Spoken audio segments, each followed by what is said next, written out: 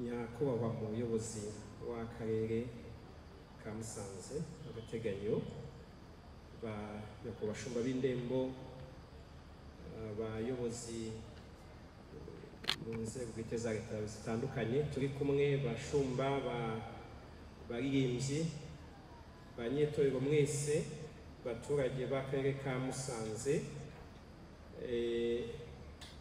dushimira Imana ku bwanyu kandi turabashimiye cyane ko twakomeje kubana.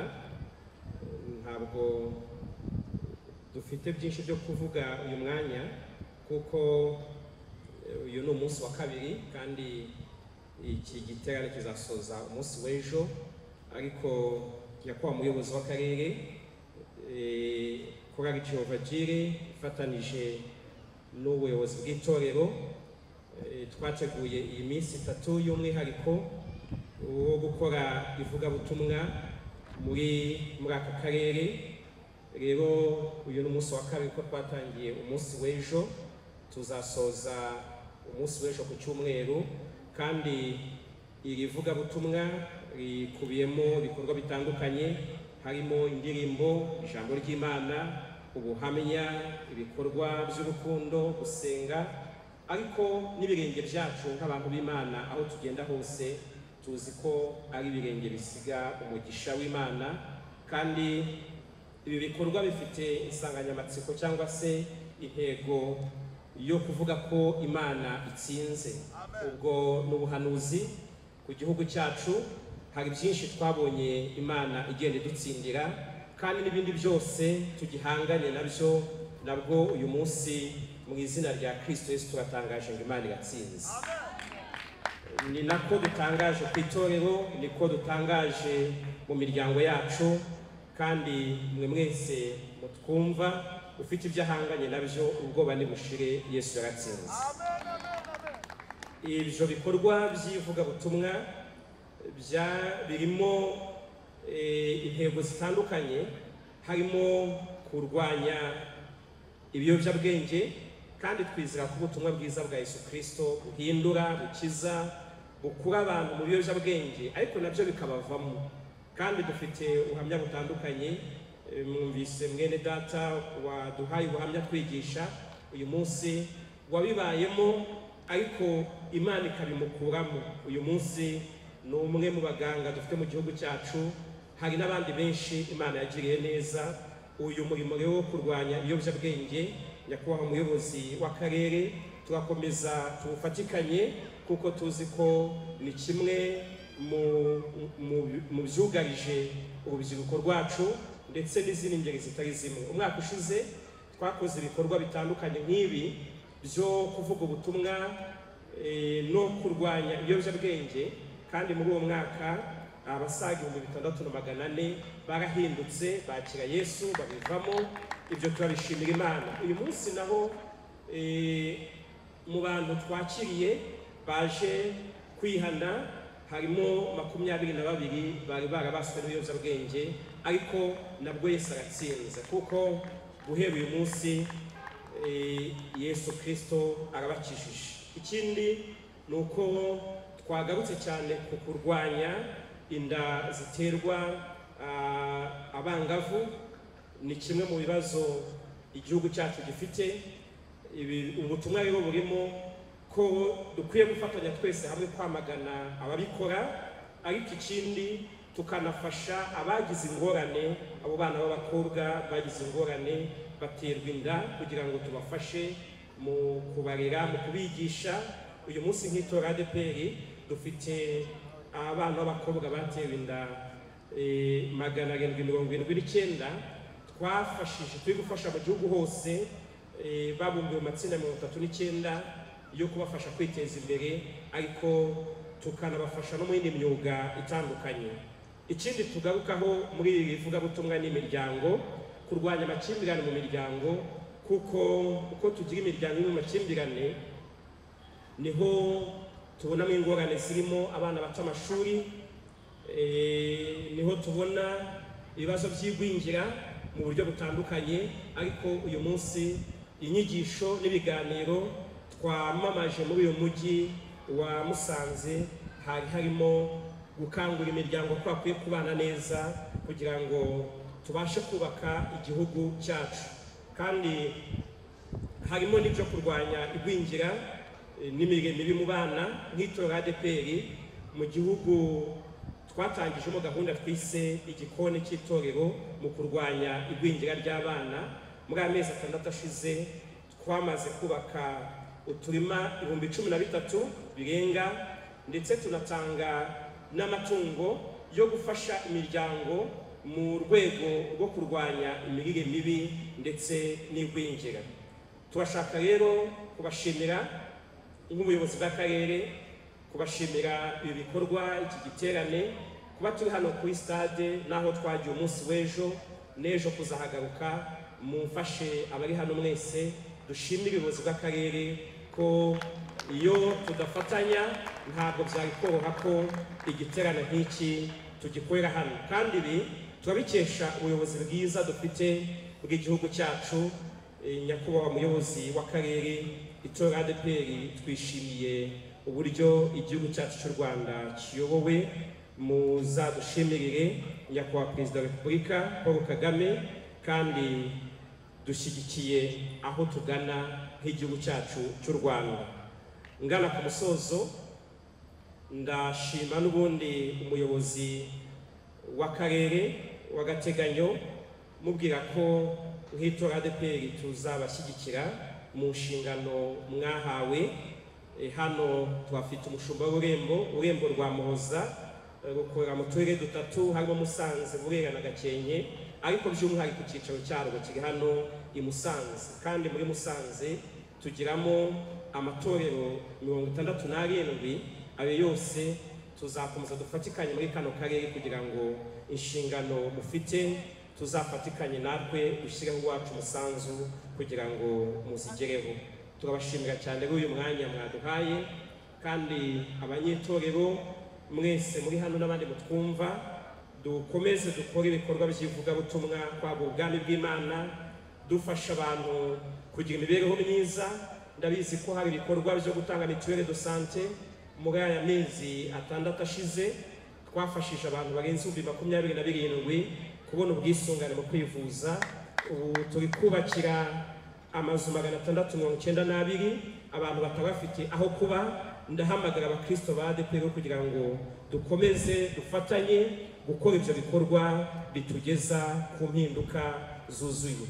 Nyakubahwa muyobozi w'akarere, iri vugabutumwa ry'iyi minsi 3 ryateguwe na Chorale Jehova Jireh ku bufatanye n'ubuyobozi bw'itorero. Hateguwemo n'igikorwa cyo kubashyigikira mu rugendo rwo kurwanya imirire mibi, gufasha abaturage ndetse no gufasha bariya uyu munsi twabwirije bakabava mu biyobyabwenge.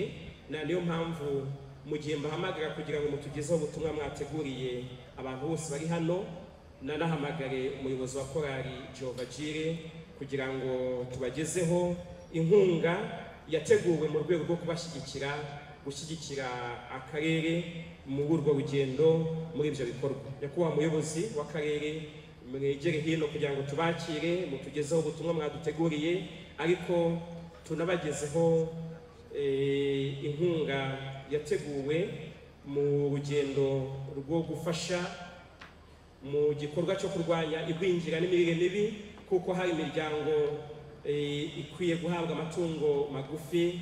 By'umwihariko tuzi neza yuko umuryango ubasha guha abana amagi nta gwingira ryabamo.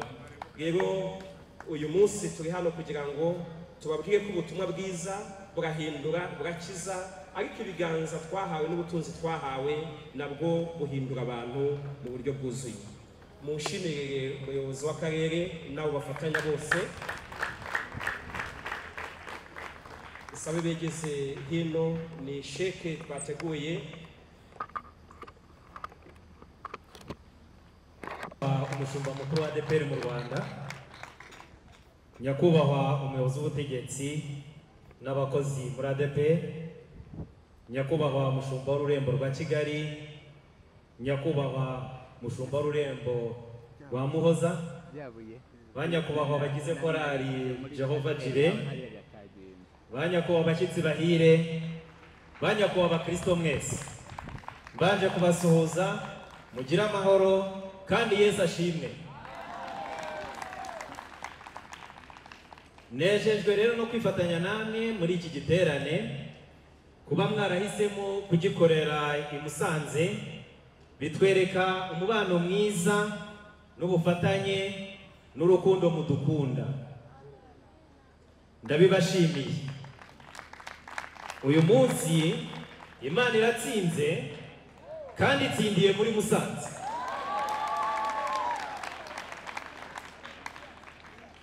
Umusanzu wanyu mu kubaka igihugu cyacu ni ntagereranywa kandi muzakomeze. Turabashimira uruhare rwanyu mu burezi, uruhare rwanyu muri gahunda ya Gira Inka no kubakira abatishoboye, kurwanya igwingira n'ibindi bikorwa binyuranye mugenda mukora mu guteza imbere Abanyarwanda, by'umwihariko abatuye i Musanze.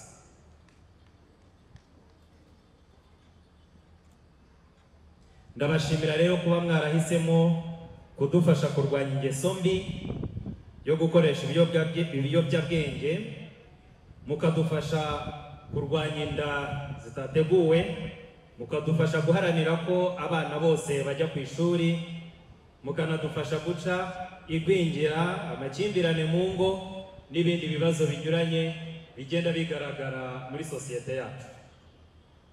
Ubu rero munyemerere nyakubahwa mushumba mukuru n'abandi bashumba ndetse n'abakristo bose muteraniye aha, mbasabe ko munadufasha kandi guharanira ubumwe bw'Abanyarwanda.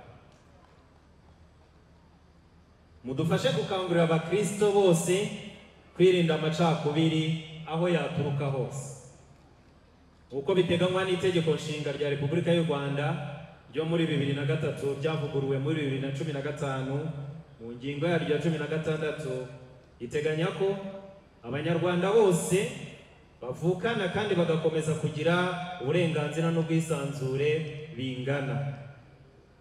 Ivangura iryo ari ryo ryose cyangwa kurikwirakwiza, byaba bishingiye ku bwoko, ku muryango cyangwa ku gisekuru, ku nzu, ku ibara ry'umubiri, ku gitsina, ku karere, ku byiciro by'ubukungu, ku idini cyangwa ukwemera, ku bitekerezo, ku mutungo, ku itandukaniro ry'umuco, ku rurimi, ku bukungu cyangwa se ku bumuga bw'umubiri cyangwa ubwo mu mutwe, no ku rindi vangura iryo ari ryo ryose birabujijwe kandi bihanwa n'amategeko. Mudufashe ubu butumwa bugere ku bakristo bose, bugere ku Banyarwanda bose, bugere ku batuye Musanze n'abahagenda bose, kugira ngo dukomeze dusigasire ubumwe bw'Abanyarwanda, kuko ari ihame rikomeye ntakuka kandi tugenderaho twiyemeje nk'Abanyarwanda. Ni ngombwa rero ko ibi twese tubizirikana kandi tukabitoza n'abandi, cyane cyane urubyiruko, kugira ngo rubashe gusigasira ibyiza twagezeho kandi babone umusingi mwiza uzabafasha kubaka u Rwanda rwiza twifuza nk'Abanyarwanda n'abakristo beza. Ndibutsa kandi ko dukwiye kuzirikana isuku, yaba ku mubiri n'aho dutuye hose n'aho dukorera, kugira ngo dukomeze kurangwa n'isuku mu buzima bwacu bwa buri munsi. Ababyeyi twese tuzirikane ko amashuri ari hafi gutangira. Dutangire twitegure ko abana bose bazajya ku ishuri. Muri ya gahunda yo kurwanya abana bata ishuri, dushyira imbaraga kugira ngo ababyeyi bose bazirikane ko igihe cyo gutangira cyegereje, batangire bitegura bashaka ibikoresho abanyeshuri bazajyana, batangire bategure amafaranga ya school feeding kugira ngo abana bazabashe gufatira amafunguro ku ishuri, kandi twibuke ko bazajyayo bafite isuku ku mubiri no ku myambaro yabo. Ibi byose rero bigomba kujyana no kugira ubuzima bwiza, haba ku mubiri no mu mutwe, kuko murabizi neza roho nziza itura mu mubiri muzima. Twibuke kwipimisha indwara zitandura, twibuke gukora siporo, twibuke no kuzigama, kuko kuzigama ni ngombwa kugira ngo igihe dukeneye ko twifashisha bwa bwizigame bwacu tubashe kububona. Twibuke kandi gutanga umusoro kugira ngo igihugu kibashe gukomeza gutera imbere muri gahunda zinyuranye nziza cyiyemeje. Dukomeze rero tugire ubumwe, maze murebe ngo Imana irakomeza gutsinda koko. Nitugira ubumwe byanga bikunda Imana izatsinda, izakomeza itsinde. Ndashimira abagize uruhare bose mu gutegura iki giterane hamwe na gahunda za kibanjirije, harimo gutanga inkunga aho mwanyuze mwagiye muzitanga, ariko kandi n'iyi nkunga mudushyikirije turayibashimiye kandi turabizeza ko rwose izagera ku miryango ikeneye kandi bizabafasha kwivana mu bukene no gukomeza gutera imbere, harimo no kurwanya igwingira ku buryo rwose igwingira ricika muri Musanze. Abana bacu ntibakwiye kuba bagwingira kuko ntacyo tubuze muri Musanze. Ndashimira korale Jehova Jireh kubw'indirimbo nziza, kandi mbonereho mbasabe muzagaruke. Nizere rwose ko mutaje uyu munsi gusa, ndabizi ko n'ejo muzakomeza, ariko kandi muzongere mutuzirikane. Muzatuzirikane mugaruke, twongere dutarame kuko bizatunezeza cyane nitwongera kubabona. Ndabizeza ubufatanye rero bw'akarere kacu ka Musanze. Imiryango yacu irakinguye kandi twiteguye kubakira igihe icyo ari cyo cyose, amasaha ayo ari yo yose, kugira ngo tuganire no ku zindi gahunda twafatanyamo kugira ngo dukomeze guteza imbere abantu bose batuye muri Musanze ndetse n'abahagenda. Ndabashimiye, mugire amahoro kandi muhorane umugisha w'Imana.